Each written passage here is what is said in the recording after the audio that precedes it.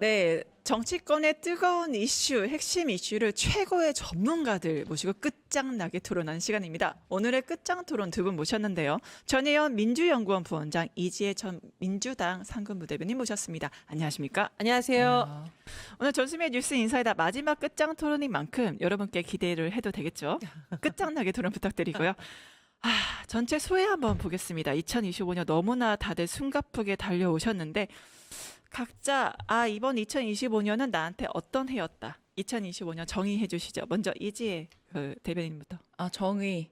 일단 너무 전대미분의 어떤 비상계엄이라는 일이 재작년에 터졌었고 1년 동안은 그것을 극복해 나가는, 회복하는 그런 과정이지 않았습니까? 그런 과정에서 우리 국민들과 함께 내란을 극복하는 그런 일들이 있었고, 그리고 새 정부를 다시 탄생시키는 그런 일들도 우리 국민들께서 같이 도움을 주셨고, 그리고 새 정부에서 탄생을 하고 나서 외교라던가 아니면 우리 회복이라던가 경제 성장이라던가 이런 것들을 다 함께 국민과 함께 극복하는 이 과정이 정말 의미 있지 않았나. 돌아보면 사실 1년밖에 되지 않은 이 짧은 시간에 우리가 너무 많은 일들이 있었고 너무 많은 것들도 같이 극복해 왔고, 그리고 또 이렇게 극복을 같이 해온 만큼 앞으로의 또 우리 대한민국이 더더욱 또 기대가 되는 것이 아닌가라고 하면서 1년을 다시 한번 돌이켜봤습니다. 너무 다들 고생 많으셨습니다. 고생하셨습니다. 2025년 부원장님 어떠셨나요?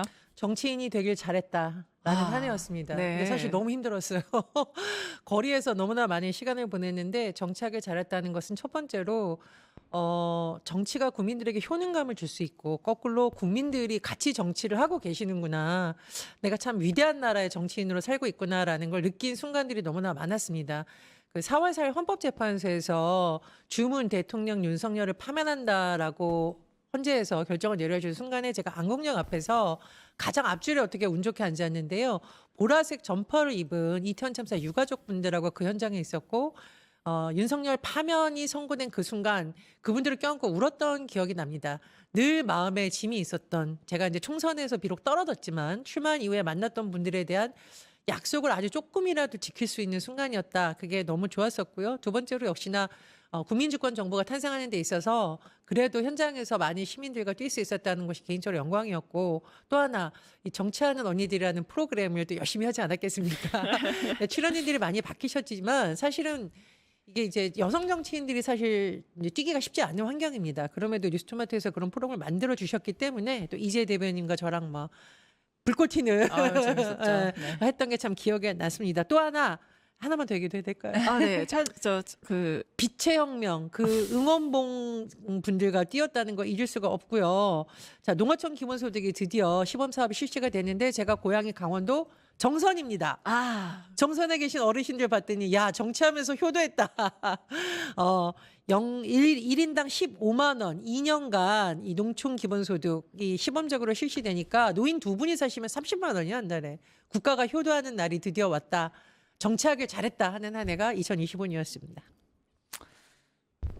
아무래도 뉴스토마토 진행을 맡고 있는 저도 여자이기 때문에 뉴스토마토의 성인지 감수성을 알 수 있는 제가 그 외교관들 만나면 항상 뉴스토마토 많이 자랑합니다. 다시 본안으로 와서 윤석열의 계엄 선포 12.3의 그 밤부터 지금까지 많은 것들, 특히 제가 외교관 친구들이나 기자들 만나면 참 감사하다.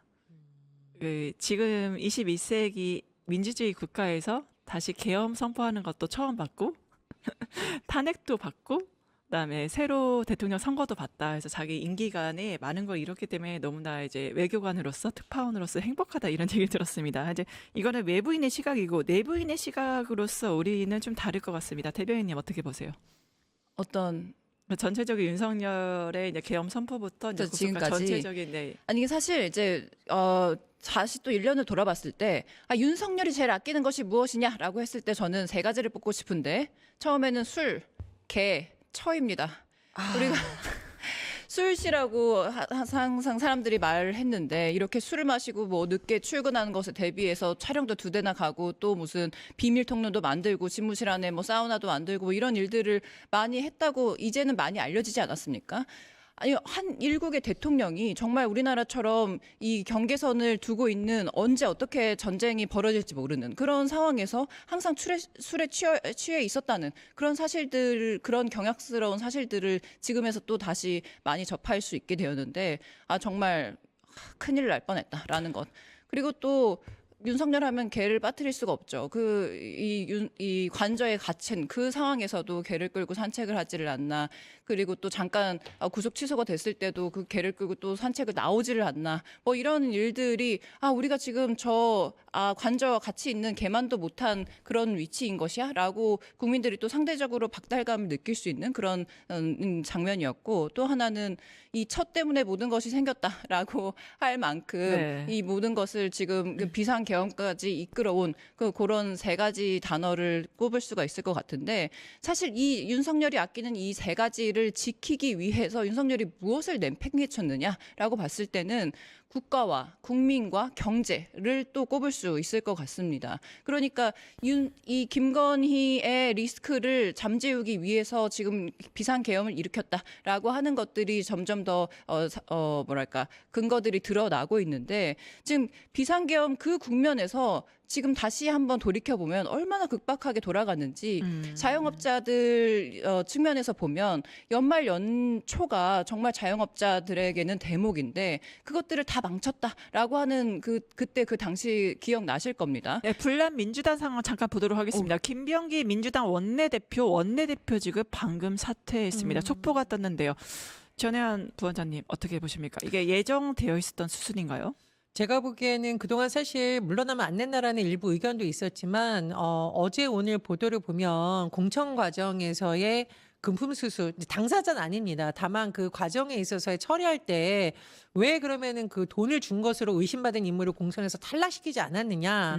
이건 굉장히 문제가 있다. 이제 특히나 내년에 지방선거가 있잖아요. 네, 이런 녹취 사건 얘기하는 이런 거죠? 녹취 사건이 있었고요. 또 이제 보좌관과의 문제 여러 가지가 겹치면서 중요한 것은 여당 원내대표가 지금 두 가지를 해야 되거든요. 내란 청산, 기득권의 잘못된 불법적인 부분 청산, 그리고 민생 회복, 이 중요한 업무를 맡고 있는데 오히려 좀 당에 부담이 되는 거 아니냐라는 일각의 그런 여론을 의식해서 본인이 자진 사퇴했다 이렇게 좀 생각이 들고요. 어쨌거나 뭐 이 일을 계기로 민주당이 조금 더 반성하고, 또 지금 얼마나 국민들이 엄중하게 정부를 세워주셨나요? 누가 어제 그런 말 하더라고요. 나는 나가서 길바닥에 주저앉고 누군가는 탱크를 몸으로 막아서 만든 정부의 여당이 아니냐. 더 깨끗하고 더 잘해야 사실 국민들이 지지를 해줄 수 있는 거 아니냐. 그런 쓴소리 좀 들어서 자진 사퇴 결정을 내렸다고 봅니다. 결국엔 역대급 폭로전이 펼쳐졌던 게 김병기 원내대표인데, 의원님 위에 또 다른 의원님이 있었다라는 폭로전으로 많은 논란이 됐었습니다. 지금 이 속보 어떻게 보십니까, 대변인님?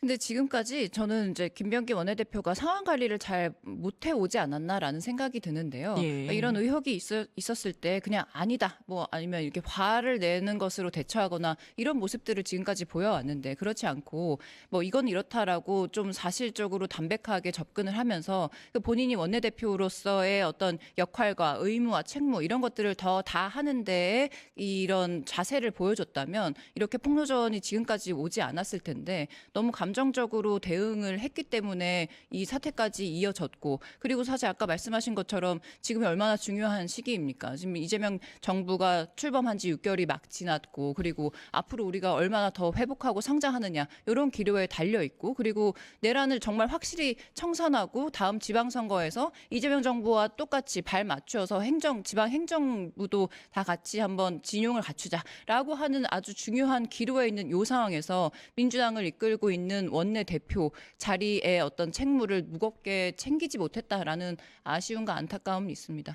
그리고 이제 특히나 민주당은 앞으로 제2종합특검이라던가 예. 여러 가지 이제 법적으로 여당으로서 실현해야 될 과제를 안고 있는데, 야당에서 계속 김병기 원내대표의 거취 문제를 가지고 잡으면 이게 국회에서 해야 될 일이 아마 지연될 수가 있습니다. 그래서 네. 본질적으로 민주당이 해야 될 과제가 많은데 원내 사령탑을 놓고 인선 문제라든가 거취 문제를 놓고 뭐 상임위가 파행한다든가, 이게 여야 갈등의 한 축인 것처럼 야당에서 물어붙일 가능성도 있거든요. 네. 그래서 본인이 아마 이제 거취를 이렇게 표명을 오늘쯤은 해야겠다라고 결심해서 해넘기기 전에 하자 이렇게 한 것으로 좀 보입니다. 결국에 김병기 원내대표 이재명 정부의 걸림돌이 되지 않겠다면서 사퇴 선언을 했는데 결국엔 그 걸림돌이 되지 않겠다는 이재명 정부는 사실 지금 외교 천재 이재명부터 해서 여러 가지 별칭이 생기지 않았습니까? 지금 1330일 만에 청와대도 돌아갔고요. 여러 가지 지금 6개월간의 이재명 정부에 대한 평가 부탁드립니다. 먼저 대변인님부터. 일단 또 다시 우리가 소환할 수 있는 그런 문장이 컴퓨터도 복잡기도 없는 무덤 같았다라고 그때 처음에 통실에 들어간 그 대변인들이 이야기를 했었죠. 그러니까 그렇게 아무것도 없이 시작을 했는데 우리가 또 이재명 정부의 지난 6개월을 또 세 가지 키워드로 살펴보자면 뭐가 제일 생각이 나십니까? 코스피 4천, 5천을 네. 향해 달려가고 있죠. 네. 그리고 외교 무대에 등장해서 대한민국의 회복과 우수성을 또 널리 알리는 계기도 마련을 했었었고 그리고 또 무엇보다 이재명 대통령이 지금 강조하고 있는 것이 바로 통합입니다. 예. 지금 정치가 극단화되고 있고 그리고 양 진영이 갈라져 있는 이 상황에서 이 정치뿐만이 아니고 같이 국민들도 양극단으로 치솟아가는 이런 부분들에 대해서 우리가 통합을 이루지 않으면 아무것도 또 미래로 나아갈 수가 없다라는 생각에서 뭐 타이부터 복장부터 이 통합의 색깔부터 시작을 한 것이죠. 그리고 윤석열은 2년 동안도 지연을 시키고 만나지 않았던 그런 야당 대표와의 만남을 뭐 12일 13일 뭐 이런 사이에 주도해서 또 통합의 손길을 내밀기도 하셨고 그리고 지금 인사들이 여러 가지 말이 많긴 하지만 어쨌든 이재명 정부에서 여러 보수든 진보든 우리 통합 정부를 꾸리기 위해서 다 노력을 하겠다라는 메시지를 인사에서도 보여주고 있지 않습니까? 예. 그런 세 가지 부분에 있어서 지금까지 그러니까 윤석열 3년이라고 하는 것은 또 사실 또 비교가 되지 않지만 어쨌든 6개월이라고 하는 이 짧은 시간에 이루는 업적이라고 하는 것보다 훨씬 더 많은 일들을 이뤘기 때문에 남은 네. 4년 6개월도 굉장히 기대가 된다라고 평가할 수 있겠습니다. 네. 이재 부대님께서 아까 윤석열이 좋아했던 게 술, 개, 처. 네. 요걸 제가 조금 이재명 정부하고 비교하면은 네. 이재명 정부는 일, 민, 합을 좋아한다. 그러니까 오. 윤석열 정부 때는 윤석열 대통령 또 술 먹었대. 국민들이 그걸 걱정해야 되는 참 이렇게 그런 현실이었는데 이재명 정부에서는 이재명 대통령이 일을 너무 많이 해서 쓰러지는 거 아니야 할 정도입니다. 그게 뭐냐면 굉장히 유능한 정부, 국민의 머슴을 표방했던 정부답게 일을 많이 했고 또 잘했습니다. 제가 가장 기억에 남는 게 해외 일정 마치고 나서 바로 가뭄 피해 지역 간 거 이런 거는 굉장히 정말 돋보이는 점이었다고 생각을 하고요. 그 다음으로 넘어가서 개가 아니다 민이라는 것은 윤석열은 심지어 구속된 이후에도 개 걱정을 한다라고 하는데 이재명 대통령 굉장히 이 민 국민주권 중심에 두고 굉장히 여러 가지를 많이 하고 있잖아요. 그런 점에서 굉장히 유능하다라고 생각이 들고 무엇보다 사실 국민들을 위해서 일을 잘한다는 것은 대통령만이 할 수 있는 외교안보 분야에서도 성과를 내는 게 참 쉽지가 않습니다. 그런데 트럼프 정부에서의 한미 관세 협상 어쨌든 잘 마무리한 거고요. 네. 안보에 있어서 굉장히 중요한 거 핵추진 잠수함 문제. 이거 심지어 안보 진영과 관련된 보수에서도 잘했다고 인정할 수밖에 없는 부분. 네. 또 하나 제가 말씀드린 것이 합입니다. 이제 통합인데 이 통합이라는 것이 저는 정치적으로 여야를 어우른다는 의미도 있지만 수도권과 지역의 격차가 지금 굉장히 크거든요. 이게 수도권과 지역의 불평등을 더 어떻게 보면 가속화시키는 요인인데 5국 3특을 통해서 심지어 국민의힘에서 제안했던 대전 충남 같은 경우도 봤잖아요. 네. 이게 굉장한 부분이다. 그래서 저는 이재명 정부는 일민합 정부다 이렇게 좀 평가를 하겠습니다. 네, 말씀하신 대로 외교안보 분야가 나왔으니까요. 제가 아까 외교 천재 이재명 얘기를 했는데 이번에 한미 관세라던가 팩트시트를 보면서 아 진짜 엄청난 효능감을 느끼는 국민들이 많을 것 같아요. 그러면 이재명 정부의 외교안보는 어떻게 평가하십니까, 대변인님? 일단 지난 윤석열 정부에서 외교가 사실 가장 불안했었습니다. 예. 그러니까 기억나시겠지만 또 이 타국의 대통령과 의회를 상대로 바이든 날리면 어떡하냐 뭐 이런 것 때문에 굉장히 논란이 있었었죠. 그리고 UAE 파병 장병 만나러 가서 이라는 주적 이런 위험한 표현을 썼기 때문에 이란 정부가 항의하는 일도 생겼었고 그리고 또 지난번에 부산 엑스포 정부 역량을 다 총동원했다라고 하는 그 부산 엑스포 유치에 정말 처참하게 실패를 했었습니다. 그래서 사우디아라비아의 압도적인 편차로 119대 29 이렇게 패배를 해서 도대체 정부가 정부력이 있는 것이냐 외교 전략 이거 너무 처참한 실패 아니냐 이런 비난을 받기도 했었습니다. 그런데 반면에 이재명 정부가 인수위도 없이 들어섰을 때 그때 아는 사람들끼리는 어떤 이야기가 있었냐면 우리 당장 에이펙 어떡하지? 에이펙 윤 정부에서 손 놓고 있었죠. 그리고 세계 이 정상회의를 유치를 했는데도 윤석열 정부에서 비상계엄을 일으키지 않았습니까? 그래서 아무도 챙기는 사람이 없었었고 거기 진짜 화장실도 없더라. 이런 얘기들이 정말 많았습니다. 그래서 이 잼버리 같은 일들이 또 한 번 발생을 할 것이다. 이렇게 예측을 많이 했었었는데 그런데 어떻게 됐습니까? 결과는 우리 트럼프 대통령이 와서 아주 기분 좋게 돌아가기도 했고 그때까지 트럼프의 관세 협상이 정말 압박이 심했는데 그럼에도 불구하고 이제 관세 협상도 잘 타결이 돼서 우리나라의 경제라던가 아니면 뭐 기업에게 불안정 요소를 해소하는 그런 일들도 하지 않았습니까? 뭐 예를 들어 또 시진핑 주석의 11년 만에 방한을 이끌어냈고 여러 가지 우리 뭐 70조 원 규모의 통화 수합이라던가 뭐 이런 수출길이라던가 이런 것들을 다 해결한 그런 성과를 보여준 겁니다. 그렇기 때문에 이 외교 천재 아까 말씀하셨는데 이재명 대통령은 그냥 단순히 일을 잘하고 열심히 한다라고 하는 것이 아니라 무언가가 있을 때 성과를 내려고 노력하고 그 성과가 국민의 경제와 국민의 성장으로 연결시켜지는 아주 대단하고 중요한 그런 결과물을 남겼다 이렇게 평가할 수 있지 않을까 봅니다. 네, 그리고 2026년 오늘이 12월 30일입니다. 며칠 남지 않았죠. 바로 내일 모레가 2026년인데 이재명 정부의 2026년 과제는 뭐라고 보세요? 첫 번째 내년 1월, 2월에 윤석열에 대한 1차 판결 선고가 줄줄이 예고되어 있습니다. 네. 사법부의 역할인데요. 사실 사법부는 굉장히 특수한 독립적인 역할을 함에도 불구하고 그동안 오히려 내란 세력과 한통속이 아니냐라는 의심을 받아왔습니다. 이제 사법부의 시간이 다가오고 있는데 사법부에서 정말 내란 세력에게 엄중을 처벌해 주셔야 다시는 역사적으로 이런 일이 반복돼서는 안 된다라는 정의를 바로 세워주는 것이다라는 생각이 들기 때문에 저는 1월, 2월 윤석열과 김건희에 내려지는 재판 결과를 주목을 하고 있고요. 또 하나 중요한 건 역시 6월 지방선거입니다. 네. 이재명 정부 출범 이후에 첫 전국 선거이고 어떻게 보면 성적표라고 할 수가 있겠는데 저는 내란 세력 척결 못지않게 민생에 대해서 정말 국민들이 냉정하게 평가해 주실 거라고 생각을 하거든요. 저는 정부와 여당이 정말 지금 긴장해야 된다고 생각을 합니다. 저도 민주당의 구성원이겠지만 민주당 혼자서 이재명 정부 국민주권 정부 탄생시킨 게 아닙니다. 장애인들이 휠체어 타고 나가서 야간 집회하는 현장 제가 보면서 정말 울었던 기억이 나거든요. 유모차 태운 엄마들도 나왔었고요. 노인들까지 손에 이 피켓이 다 베면서 그 피켓을 들고 나오셔서 만든 정부가 바로 이재명 정부입니다. 지금이야말로 민주당이 더 반성하고 겸손하게 민생을 살리기 위해서 정말 혼을 갈아 넣겠다는 자세로 더 신중하게 움직여야 되는 시기라고 저는 생각이 듭니다. 네. 국민들이 간절히 원하시는 거는 아마 이재명 정부한테 기대하는 건 개혁과 민생일 겁니다. 이제 올해 안에 사실 내란 청산이 끝났으면 좋았지만 재판도 진행 중이고 이게 내란 청산과 민생 2026년 어떻게 과제 완수할 수 있을까요? 근데 요즘 그 하우스 오브 다이너마이트라고 들어보셨죠? 네.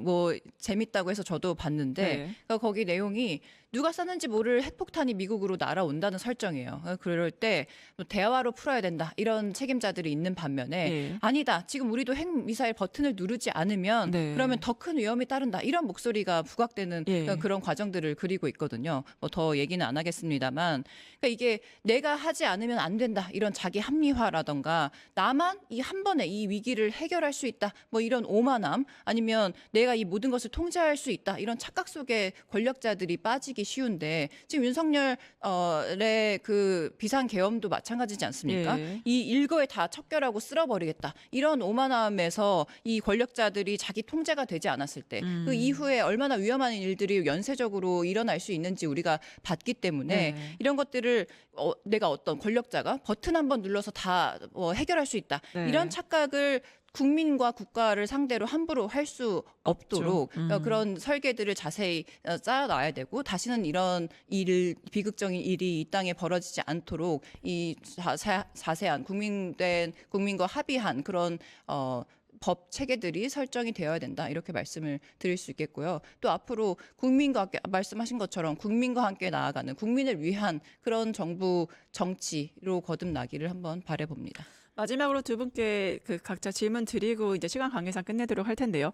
그러면 6월 3일 지방선거 성격을 한마디로 그 이재명 정부의 정권 교체 완성으로 볼 것인지 아니면 이재명 정부에 대한 심판으로 볼 것인지 심판이냐 완성이냐 어떻게 보십니까? 먼저 부원장님부터요. 저는 완성이라기보다는 이재명 정부의 도약대라고 설명을 드리고 싶습니다. 네. 사실은 이게 내란으로 쓰러져서 민주주의를 회복하고 있는 과정은 전 세계에 이미 어느 정도 이제 인정을 받아가고 있는 건데 문제는 뭐냐면 제가 말씀드렸듯이 국민들이 정치의 효능감을 느끼셔야 되거든요. 특히나 지방선거는 말 그대로 지방의회까지 풀뿌리까지 모든 것을 바꾸는 과정입니다. 그래서 예를 들면 윤석열 세력과 내란 세력에 대한 단죄는 사법부에서 해주실 거고요. 2차 특검이라던가 법적인 차원에 있어서의 마무리는 입법부에서 할 겁니다. 하지만 국민들의 삶 속에서 야 우리가 이재명 정부 만들었는데 참 좋다라는 걸 하시려면은 지방선거에서 그래도 민주당이 한 번은 더 기회를 주셨으면 좋겠다는 생각이 듭니다. 제가 기본소득 얘기하잖아요. 제가 정치에 뛰어들고 나서 효도한 적이 없다. 팔순잔치도 못 가고 제사도 못 가고 늘 마음에 짐이 있었는데 이번에 시골에 갔더니 어른들이 야 우리 동네 기본소득 해. 노인들이 월 15만 원 받아. 이재명 정부 되니까 야, 국가에서 이런 거 해준다. 너도 거기에 조금은 기여했지? 정치가 잘하니까 내 삶이 바뀐다. 이 얘기 듣고 제가 진짜 눈물이 났어요. 그래서 어제도 제가 많은 분들한테 나 정치하기 잘했어요. 나 정치하니까 효도했어요. 라고 얘기를 하고 있거든요.